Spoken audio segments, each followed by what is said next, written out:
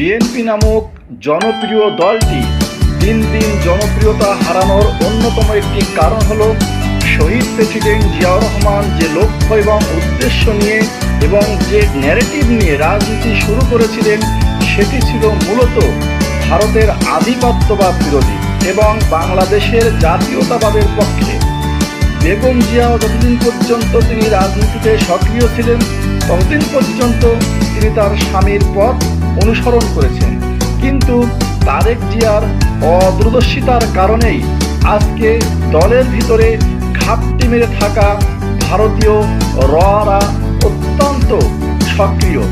যার ফলে তারা যে বক্তব্য এবং বিবৃতি দিচ্ছে তাতে এদেশের সাধারণ জনগণ অত্যন্ত হতাশ।